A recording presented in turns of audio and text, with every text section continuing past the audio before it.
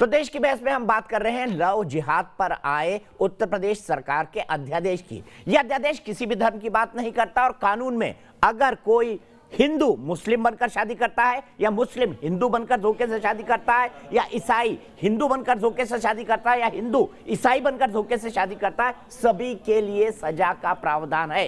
तो सवाल ये, इसका विरोध क्यों? वरुण मेहता हमारे साथ जुड़ेंगे कानपुर से, उनको जोड़ा जाए उससे पहले पैनल को इंट्रोड्यूस कर देता हूं। प्रेम शुक्ला जी मेरे साथ है, मेरे साथ डॉक्टर शुएब जमाई हैं, मेरे साथ मौलाना अली कादरी हैं, मेरे साथ कानपुर से एक विक्टिम है यशिका, वो भी एक लव जिहाद के विक्टिम है। सदगुरु श्री रितेश्वर महाराज जी मेरे साथ हैं। सबसे पहले महाराज जी मैं आपके पास आना चाहूंगा, सबसे पहले आपसे जानना चाहूंगा, आपने इन दो बेटियों का दर्द देखा, क्या कहना चाहेंगे रितेश्वर जी महाराज आज?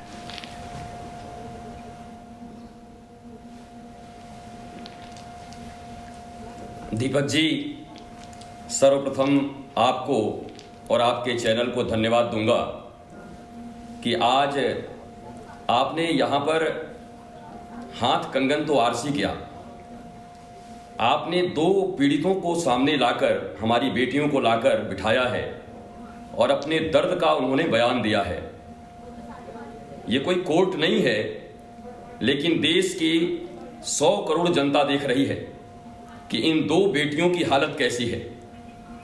और ये नेशनल टेलीविजन पे कह रही हैं कि मेरे जान को भी खतरा है।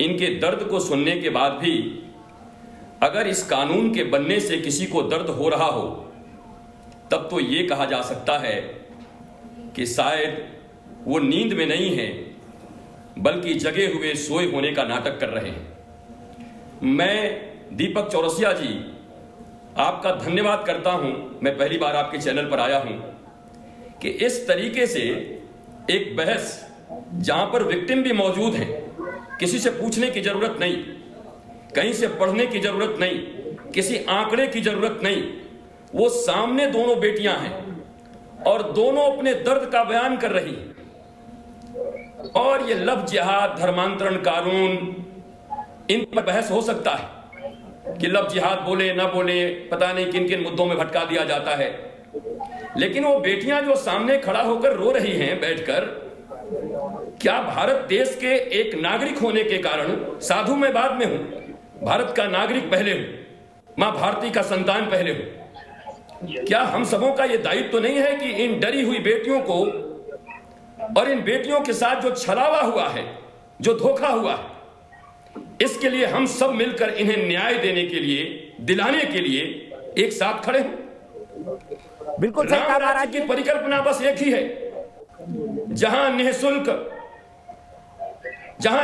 और अविलंब न्याय मिले, उसी को राम राज्य कहते हैं।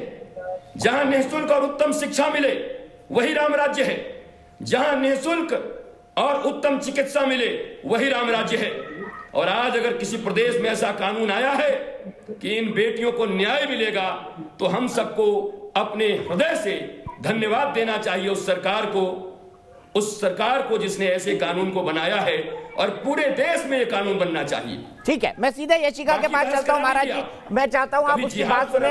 यशिका, मैं आपसे जानना चाहता हूं, अभी कई लोग सवाल उठा रहे थे कि भाई आपने आधार कार्ड नहीं देखा, आपने उसके बारे आइडेंटिटी पता नहीं की, क्या आप प्यार करने से पहले आधार कार्ड देखते हैं क्या आप व्यक्ति को वैसे नहीं मानते जैसे वो सामने दिखाई दे रहा है टीका लगा के? सर, उसने मुझे ऐसा शो ऑफ किया कि वो हिंदू है, इस बात का प्रूफ है मेरे पास। आप ममूरा के स्थित नोएडा में आप जाके पता कर सकते हैं, उसको आधे से ज्यादा लोग हिंदू के नाम से जानते हैं, टीटू के नाम से।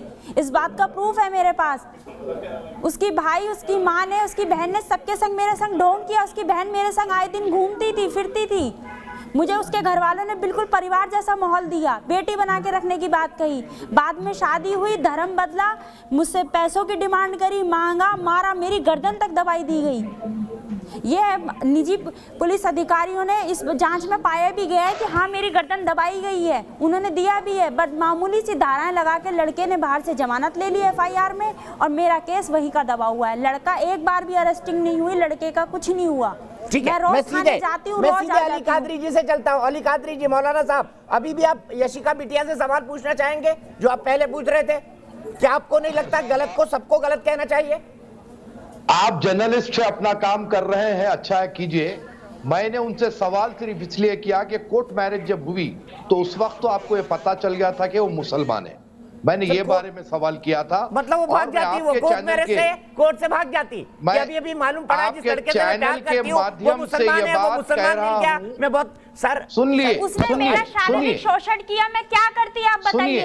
अगर मुझे पता चल गया कि वो मुसलमान है, मैं आपकी बात को मानती हूँ मौलाना साहब, अगर वो मैं मानती हूँ कि अगर मुझे पता चल गया है कि वो मुस्लिम है तो मैं क्या करती? क्या मेरे शरीर की कोई कीमत नहीं है? मैं क्या करती आप बताओ। मैंने उससे शादी करी, मुझे उसका भरोसा दिलाया उसने मुझे कि मैं भले ही मुसलमान हूँ बट मैं गलत नहीं हूँ। मैं आज भी सारे मुसलमानों को गलत नहीं मानती हूँ।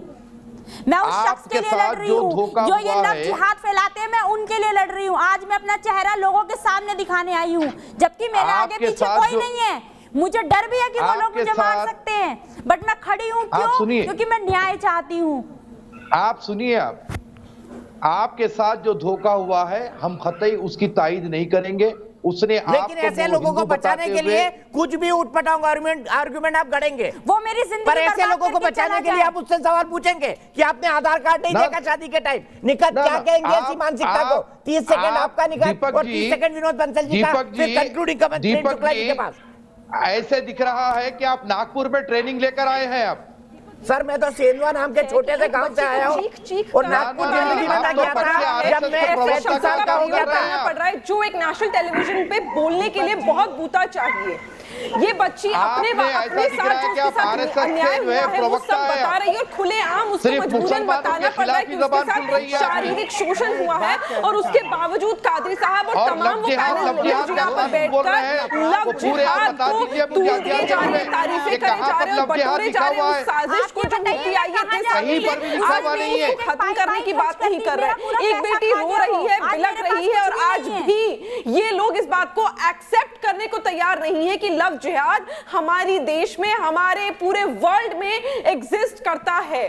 कब तक आपको ऐसी बेटियां चाहिए जो आकर अपने बारे में आपको सच बताएं और अपने बारे में जो उनके साथ बुरा हुआ है वो बताएं। मेरे को शर्म आ रही है ये सुनते हुए। मैं सीधे चलता हूँ पीड़िता के वकील के पास कानपुर में, लेकिन अभी मौलाना साहब मैं ये भी आपको बता दूं, मैं नागपुर गया हूँ तो मैं बगदाद भी गया हूँ, मैं नागपुर गया हूँ तो तेल अवीव भी गया हूँ, मैं फिलिस्तीन भी गया हूँ, वेस्ट बैंक भी गया हूँ, गाजा भी गया हूँ, यमन भी गया हूँ, करबला भी गया हूँ। और बताओ आपको, आप सब मुझे सिर्फ ये बता दो कि आप लोगों को पेंट करना जानते हैं लेकिन मजहब के नाम पर किसी भी गलत के साथ खड़े हो जाते हैं। मुझे यही दिक्कत है आप लोगों से। वकील साहब मैं आपसे जानना चाहूंगा, जो कानपुर में इतने सारे केसेस आए और जब आप सब वकील बात करते हैं तो क्या निकल कर सामने आता है?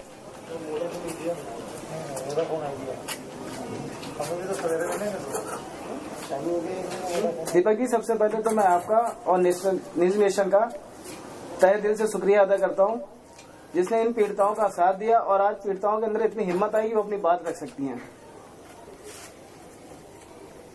दीपक जी, सबसे पहले तो मैं मौलाना साहब की बात का जवाब देना चाह रहा हूं कि वो कह रहे थे कि हाई कोर्ट में लड़की को दिखा नहीं था कि वो हिंदू है या मुसलमान है। दीपक जी सुन रहे हैं आप मुझे? जी जी बिल्कुल, बोलिए, आप बोलिए, बिंदास बोलते जाइए।